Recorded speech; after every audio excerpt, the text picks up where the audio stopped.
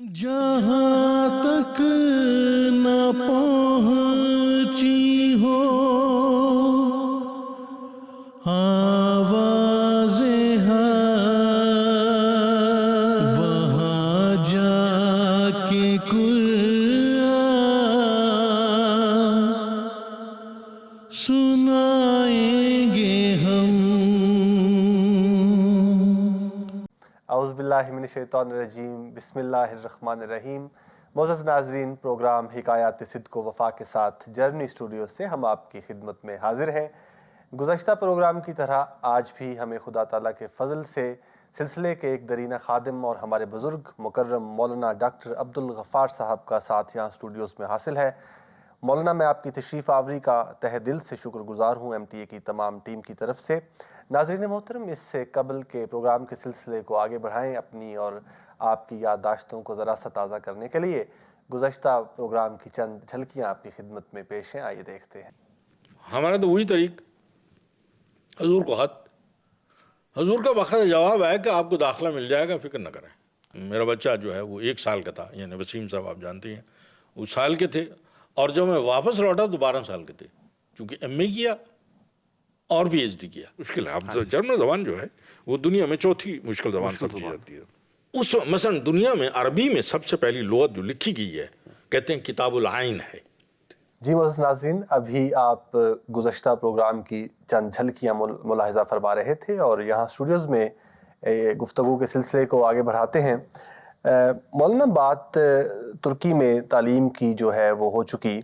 अब वहाँ से तालीम का सिलसिला मुकम्मल करने के बाद वापसी जब आपकी होती है तो एक प्रोग्राम में ज़िक्र हुआ कि आपने वहाँ मरकज़ के हुक्म के तहत ये नहीं बता रखा था कि आप मुरब्बी सिलसिला हैं और आप ज़िंदगी वक्फ़ हैं। तो PhD करने के बाद मुलाजमतों की ऑफ़र्स भी हुई होंगी? ज़ाहिर है। उससे कबल एक और बात भी, जैसे मैंने बताया कि मैंने अपने राज को खूब राज रखा, लेकिन बसाओं का फरिश्ते इस राज को रहने नहीं देते। ये बड़ी अजीब बात है।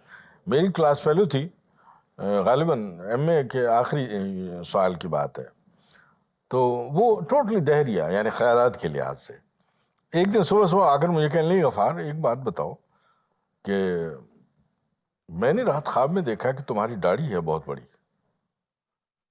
और एक बालकोन पे खड़े हो और नीचे लोग बहुत सारे जो है तुम्हारे पीछे नमाज पढ़ रहे हैं।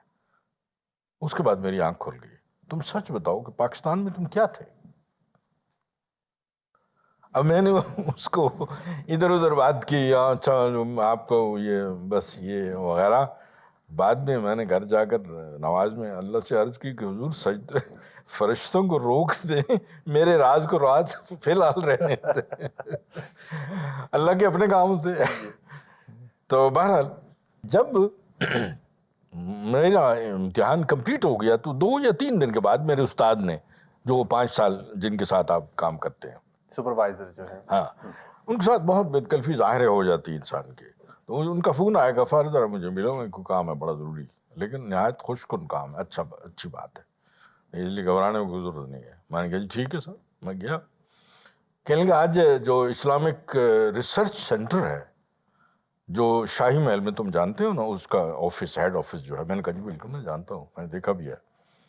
तो वहाँ के जो डायरेक्टर हैं अकमलुद्दीन साहब, वो आए हैं। मैंने कहा कब आए? कहने कल आए थे। कहने लगे मुझे, क्योंकि ये हमारा डिपार्टमेंट ये है, उन्होंने आकर कहा कि मुझे अरबी जानने वाला, तुर्की जानने वाला और उर्दू जानने वाला। अब ज़ाहिर है कि कोई तुर्की जो मैं पैदा हुआ इंसान, उसको उर्दू कहाँ से? पूरे मुल्क में वो आप योग देखें, मेरे ख्याल में 1 आदमी शायद मिलेगा आपको उर्दू जानने वाला, या 2 मिलेंगे। तो मैंने कहा जी। कहने लगे तो वो कह रहे थे 3 आदमी हमें चाहिए और कुरान करीम पर की जो मुख्तलिफ तफासीर हैं वो देखनी है, उसके ऊपर एक रिसर्च होनी है। और वो तराजिम को पूरी दुनिया से एक जगह उन्होंने बनाई हुई थी, दुनिया से कुरान करीम मुख्तलिफ ज़बानों में उनके पास आ रहे थे। वो कह रहे थे सबसे मुश्किल जो है हमें उर्दू की है, हम तुर्की लोग नहीं जानते, और फिर असल ज़बान अरबी है। खैर, तो मैंने कहा जी सर आप असल बात की तरफ आए। कहने लगे तो वो कह रहे थे कि 3 आदमी हमें चाहिए। तो मैं हंस के कहने लगा कि 3 के बजाय अगर 1 का आपको दे दूं। जो इन तीनों जबानों को जानता हो और माहिर हो। कहने लगे नहीं मुझे PhD चाहिए। मैंने कहा जी बिल्कुल, कल PhD हुई है उनकी, डॉक्टर हो गए हैं। मेरा नाम दिया, उन्होंने कहा कि आप इतने बजे उनके पास चले जाएं। खैर मैं वो जो शाही महल में बताया ऑफिस था, उनकी सेक्रेटरी बैठी थी, कोई एक नहीं 3 बल्कि बैठी थी। तो उनसे मैंने कहा कि मेरी वो है टर्मीन है, टाइम दिया हुआ है। तो कहने हाँ सर, आपको तो याद कर रहे थे, आज सुबह पे आपका जिक्र हुआ था। खैर मैं गया, बैठा। तुर्की ज़बान में ज़ाहिर है गुफ्तगू सारी हो रही थी। तारुफ थोड़ा सा होने के बाद फिर कहने लगी कि मुझे अरबी ये कैसे पता लगे कि अरबी आप जानते हैं, क्योंकि अरबी जानना ज़रूरी है आपके लिए। मैंने कहा इसके हाथ कंगन को आरसी क्या है? तो उन्होंने अरबी बोलनी शुरू कर दी, क्योंकि वो अरबी के माहिर से अजहर यूनिवर्सिटी से पढ़ के आए थे। तो हम 10-15 मिनट अरबी में गुफ्तगू करते रहे। हम बड़े खुश हुए, कहने लगे लगता है आप भी अजहर से पढ़ के आए हैं। मैंने कहा नहीं, मैं तो यहीं से तुर्की ज़बान में की है मैंने। फिर जाहिर है कि फिर तुर्की ज़बान की तरफ हम आ गए। उसके बाद मैंने कहा कि आप असल बात बताएं, क्या कहना क्या चाह रहे हैं? कहने लगे हम चाहते हैं कि आप यहाँ काम करें हमारे पास, और मेरे नायब के तौर पर दुनिया में मुख्तलिफ इलाकों से, मुल्कों से वो आती हैं कि आप यहाँ तकरीर करें आकर बाज़ इस्लामिक मवाज़ी पर, टॉपिक्स पर। तो उसमें अरबी में हो सकता है, तुर्की में, आज़रबाईजान और दूसरे इलाकों में, और अरब ममालिक में, और इस्लामिक वर्ल्ड बैंक जो है फिनांस शिफ्ट करें।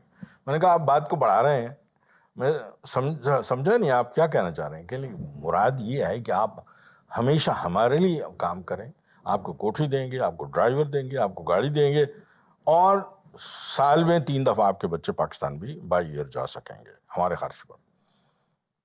मैं खामोश। कहने लगे आप खामोश हैं? मैंने कहा जी बिल्कुल खामोश। और मैं अपने आप से अंदर से कह रहा हूँ, मैं सब वक्फीन से कह रहा हूँ, मैंने अपने आप से कहा गफ़ार देखो, होशियार बाश, फल देने का वक्त अब आया है। अल्हम्दुलिल्लाह। तो ये फल असल बागबान के पास जाना चाहिए। बेशक। जब मैं खामोश हो गया तो वो कहने लगे बात ये आप तनख्वाह की बात करते हैं, मैं 3 प्रोफेसरों की तनख्वाह दूंगा आपको। मैंने कहा मैंने तनख्वाह की बात ही नहीं की। कहने लगे मैं इसीलिए तो हैरान हूँ कि आप कोई बात नहीं कर रहे। तो फिर उन्होंने खुल के कहा कि आप हमारे पास काम करना चाहते हैं या नहीं चाहते, आप मुलाजमत यहाँ अच्छी नहीं लगती आपको? मैंने कहा जी मैं जिसका मुलाजिम होना था हो चुका हूँ।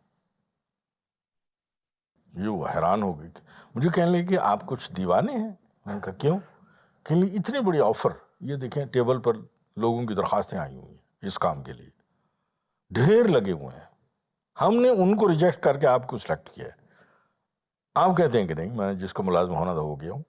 मैंने कहा जी बिल्कुल। अल्हम्दुलिल्लाह। कहने लगे मेरी समझ से बाहर है। मैंने कहा हाँ आप समझ नहीं सकेंगे। मैं उठा, हाथ मिलाया, दरवाजे तक आए, कहते रहे इसरार के अगर बाद में कल रात परसों हो जाए तो आ जाना। मैंने कहा जी नहीं, मैंने जिसका मुलाजिम होना था हो चुका हूँ। अल्हम्दुलिल्लाह। तो अब उसके बाद जाहिर है कि हुजूर ने बुलाया, और उसके बाद आप पाकिस्तान तशरीफ ले जाते हैं।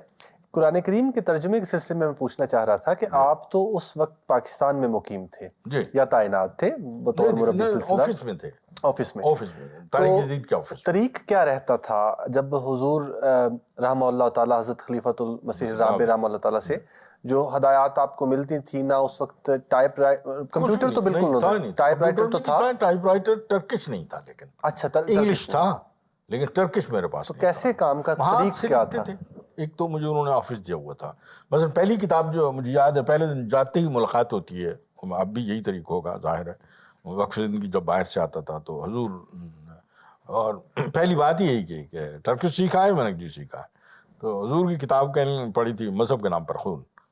तो हुजूर ने उठाए, कह लेंगे फिर मेरी किताब है आपको पता ही है। मैंने कहा जी बिल्कुल पता है, मैंने पढ़ी हुई है, लेकिन इसका तर्जुमा करें। तो पहला तर्जुमा मेरा जो है असल में वो है। आप किस सन में वापस जाते हैं तुर्की से? ये गालिबन 85-86, क्योंकि हज़रत खलीफतुल मसीह राबे रहमतुल्लाह ताला तो उस वक्त 86 में पाकिस्तान में मौजूद नहीं थे।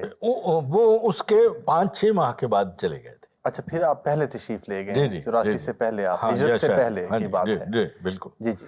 तो क्योंकि काफ़ी देर हुई इसलिए सन बात का याद नहीं रहते, जहन में नहीं रहते। तो हुजूर ने ये पहले मैंने वो उसी तरह हाथ से लिखा और मुसवदा बना के हुजूर खिदमत। फिर जब हुजूर लंदन चले गए और मुझे इरशाद आया कि आप जो है वो टर्किश में कुरान मजीद का तर्जुमा शुरू करें, मेरे पास सारे खुतूत भी हुजूर को मौजूद हैं। تو یہ جہاں جو قرآن مجید آپ یہاں رکھا ہے، آپ کو معلوم ہی ہے، اسی لیے رکھا ہے کہ آج شاید اس کی بحث ہوگی، ہماری بات ہوگی. بہرحال اس کے بعد حضور، میں نے یہ بھی ساتھ ساتھ بتاتا چلوں، میں جب ترجمہ 2 سپارے ہو گئے تو میرے ایک دوست تھے جو کبیر والے سے پہلے بھی ان کا ذکر کر چکا ہوں، محمد عارف ان کا نام تھا. وہ میرے پاس آتے تھے. حضرت خلیفۃ بن ثالث کے عاشق تھے. حقیقت ہے ان کے جو واقعات انہوں نے مجھے بتایا، ان کے ساتھ محبت اور عشق خلافت کے ساتھ جو تعلق، قابل حیران ہوتا تھا میں. حضور فوت ہو گئے خلیفۃ بن ثالث، لیکن ہر ہفتہ آنا اور ان کے کہاں کبیر والا ربوہ آنا. صرف میں نے پوچھتا بھی تھا کہ آپ صرف اسی لیے آتے ہیں؟ کہ یہاں میں دعا کرنے آتا ہوں اپنے آقا، ان کے قبر کو دیکھ لیتا ہوں، بس مجھے سکون ہو جاتا ہے. خیر بہرحال کہنے کا مطلب یہ کہ وہ آتے تھے اور گرمیوں کے دن تھے تو میں ان کو ٹھنڈا پانی، وہاں یہ بھی بڑی بات تھی ان دنوں، الگ آفس مجھے دیا ہوا تھا تحریک جدید والوں نے، تو وہاں بیٹھ کے میں ترجمہ کرتا تھا. وہاں جب ترجمہ ہم کر رہے تھے تو میرے ایک دوست اور بھی ساتھ تھے البانی زبان میں، تو زکریا خان صاحب، ہم ایک ہی ٹیبل پہ بیٹھ کے کام کیا. تو وہ البانی زبان میں کر رہے تھے، میں ترکی زبان میں. خیر دوسرے سپارے پہ جب آئے تو دفتری طور پر کوئی بات ہوئی، ہو جاتے ہیں ہر وقت زندگی کے ساتھ، یہ چیز ہے، اختلافات بنے ہو گئے، چھوٹے موٹے ہو جاتے ہیں، پھر اس کو حل کر لیتے ہیں. تو میرا اس دن موڈ بھی ٹھیک نہیں تھا، طبیعت وہ تھی، مزمحل تھی تھوڑی سی. وہ آئے اور مجھے کہنے لگے وہ ٹھنڈا پانی، میں ان کو ٹھنڈا پانی دیا اور ساتھ ہی دیکھتے مجھے کہا کہ ڈاکٹر صاحب خیریت ہے؟ میں نے کیوں، کیا ہوا؟ کہیں آج چہرہ کچھ وہ ہے، اترا ہوا ہے، ٹھیک نہیں. میں نے انہیں کہا کہ ہاں دفتری طور پر کوئی بات ہے، اختلاف ہوا ہے، ترجمہ کے سلسلے میں دعا کریں، اللہ تعالیٰ فضل کرے. وہ اٹھے اور 5 منٹ تک جو انجمن کے درمیان جو ہے وہ ہے سڑک ہے، سڑک تک گئے، واپس آ گئے. مجھے کہنے لگے کہ اللہ تعالیٰ کی طرف سے ایک پیغام ہے، وہ دینے آیا. میں بھی حیران ہو گیا، آپ تو بھی یہیں تھے، پھر خیریت ہے؟ کہنے لگے پیغام ہے اللہ تعالیٰ کی طرف سے، مجھے کہا گیا ہے کہ آپ کو کہوں. میں نے کہا کہیے. کہنے لگے میں جاتے ہوئے اللہ تعالیٰ نے کہا کہ غفار کو جا کر کہہ دو کہ ترجمہ تم کرو گے، چھپ بھی جائے گا، دیکھ بھی لو گے. کیونکہ انسان کو یہ بھی پتہ نہیں ہے نا کہ اس کی زندگی کتنے دن ہے. درست. کیا گارنٹی ہے؟ 1 سپارہ نہیں ہے، 30 سپارے ہیں بھائی، اور میں دوسرے سپارے میں ہوں. تو مجھے کہنے لگے آپ خوش ہو جائیے، آرام سے کام کریں. پیغام مل گیا، میں نے مل گیا پیغام. یعنی جو خدا تعالیٰ کے کام ہیں، دین کے کام ہیں، ان کے بارے میں اپنی کوشش کو، اصل برکت تو پیچھے جو دعائیں ہیں، اب یہ کس کا ارشاد تھا؟ خلیفۃ المسیح کا تھا. جو برکتیں ہیں اس کا جو منبع ہے ہمارے لیے تو یہی چیز. ہم نے اپنی ساری زندگی دیکھی ہے، میں نے جو خلفاء کے ساتھ جو ہوا ہے. یعنی آپ اندازہ لگائیں، ایک دن ہم خلیفۃ بن ثالث کی مجلس میں بیٹھے ہوئے، آپ کہیں گے واپس چلے جاتے ہیں بار بار. نہیں بہت اچھا. پتہ ہے کیا ایک عجب وقت ہوتا ہے. حضور تقریر فرما رہے تھے، میں اور دوسرے کچھ لوگ بھی بیٹھے ہوئے تھے. حضور نے بڑے جلال سے ایک بات کرتے کرتے کہا کہ رات میرے خدا نے مجھے کہا یا داؤد انا جعلناک خلیفۃ فی الارض. اور جلال سے حضور کا چہرہ جو ہے بالکل بدل گیا. اے داؤد، یا قرآن کریم کی آیت بھی ہے، یا داؤد انا جعلناک خلیفۃ فی الارض. میں بھائی صاحب بتا نہیں سکتا کہ اس وقت ہمارے سب پہ کیا حالت تھی. میں تو سوچتا ہوں کہ جو وہی نازل ہوتی ہوگی ہاں جناب صلی اللہ علیہ وسلم کی مجلس میں، جو صحابہ تھے ان کا کیا حال ہوتا ہوگا. اسی لیے جو خلفاء ہیں اس کو نائب الرسول اسی لیے ہم کہتے ہیں کہ وہ تجلیات پھر خلفاء کے ذریعے منتقل ہوتی ہیں ہم تک. اس کو سمجھنے والا، افسوس کہ قرون اولیٰ کے مسلمان نے اس کو حضرت عثمان کے بعد اس بات کو سمجھ جاتے، ان دکھ میں نہ پڑتے جن میں وہ پڑے بجا. تو وہ میں بتا رہا تھا اس اثناء میں جب ترجمہ ہو گیا. میں آپ کی اجازت سے، کیونکہ تاریخی طور پر بھی ساتھ ساتھ چیزیں محفوظ ہوتی جائیں، آپ مسودہ جو حضور کو چیک کیسے کرواتے تھے؟ نہیں، حضور چلے گئے نا جی، ہجرت ہو گئی. ہاں، اور ترجمہ ترکی جاننے والے جو، اور وہاں میرے پاس ربوہ میں تو کوئی نہیں تھا جی، اور یا امبیسی جا سکتا تھا. لیکن اس کے حضور کو اعتماد اتنا تھا الحمدللہ، چونکہ میں مذہب کے نام پر خون کا وہ کر چکا تھا. یعنی یہ بھی ہے. پھر تعلیم یہاں اتنا عرصہ 12 سال یہاں ترکی میں گزار کے گیا، پہلے ایم اے کیا، پھر پی ایچ ڈی کیا، زبان تو سیکھی. حضور کو اعتماد بھی تھا. بہرحال وہ آگے وہ مسئلہ بھی آتا ہے. وہ کہنے لگے کہ حضور کی طرف سے ارشاد آیا کہ میرے پاس آ کر ترجمہ کریں, بقیہ جتنا رہ گیا ہے لندن میں. ان دنوں بہت سارے لوگ جو ہے حضور ان کو بلا رہے تھے, وہ جا رہے تھے. تو مرکز نے مجھے یعنی تبشیر نے مجھے کہا کہ حضور کا خط آیا کہ آپ نے مصافدات لے کے حضور کے پاس چلے جائیں. اچھا. میں نے کہا بس تقریباً آخر میں ہے, یعنی 28واں 27واں سپارہ ہے غالباً, تو 60-70 کلو ہاتھ سے لکھا ہوا سارا. ظاہر ہے کہ جو ہاتھ سے لکھی ہوئی چیز ہوتی ہے وہ تو بہت زیادہ ہوتی ہے پھر, جی. اور میرے لیے بڑی چیز مصافدات جو ہیں.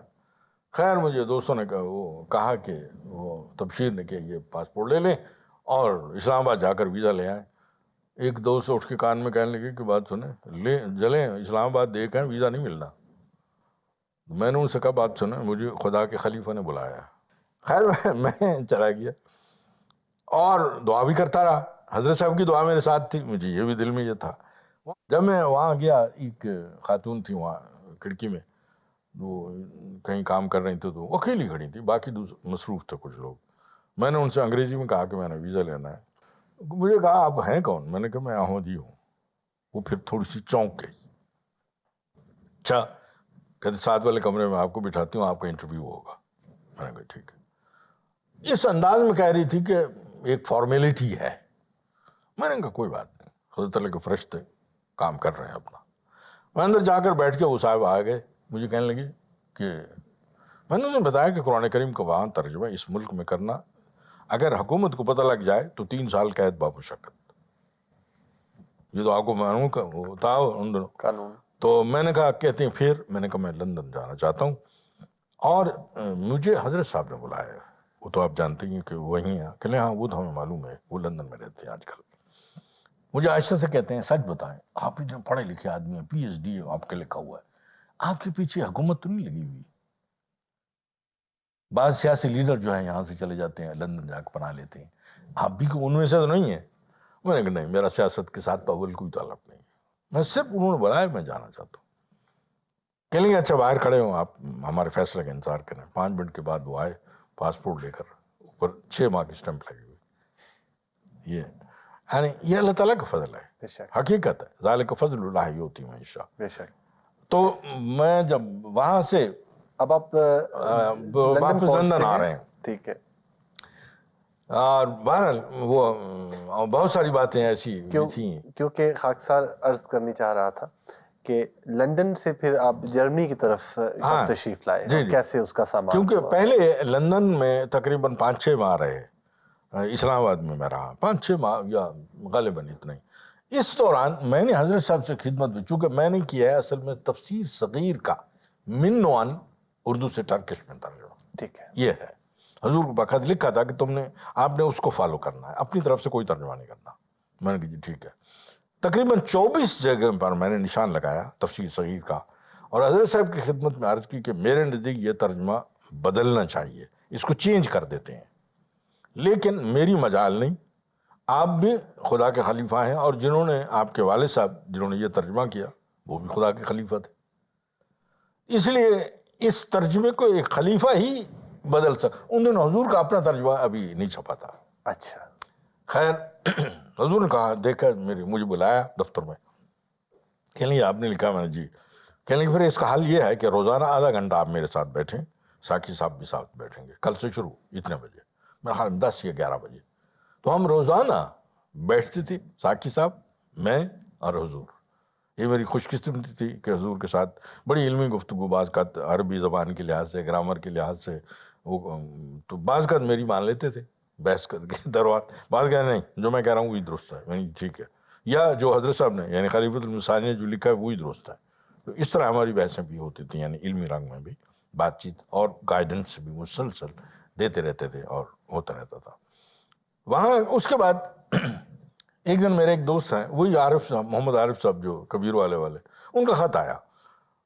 میں نے خط کھولا, خط میں لکھا تھا کہ ڈاکٹر صاحب رات میں نے خواب میں دیکھا ہے, اللہ تعالیٰ نے فرمایا کہ ہم نے ڈاکٹر عبدالغفار کا جرمنی جانے کا انتظام کر دیا ہے. آگے خود اپنی طرف سے لکھتے ہیں کہ یہ جرمنی نہیں ہونا چاہیے, یہ لندن ہونا چاہیے. آپ تو لندن بیٹھے ہیں اور حضرت صاحب نے آپ کو بلایا ہے, آپ تو بس لندن کے ہو گئے بس. جزاکم اللہ تعالیٰ احسن الجزا. مکرم مولانا, گفتگو ایسی دلچسپ ہے لیکن وقت کی رعایت سے آج کا پروگرام ہم یہیں ختم کرتے ہیں آپ کی اجازت سے, اور انشاءاللہ اس گفتگو کو اگلے پروگرام میں ہم یہیں سے اس کا احوال جو ہے شروع کریں گے. ناظرین محترم, میں اپنے معزز مہمان کا بھی شکر گزار ہوں, اور آپ سے انشاءاللہ تعالیٰ اس پروگرام کے اگلے حصے کے ساتھ اگلے ہفتے ملاقات ہوگی. جزاکم اللہ تعالیٰ احسن الجزا. السلام علیکم ورحمۃ اللہ وبرکاتہ. جہاں تک نہ پہنچ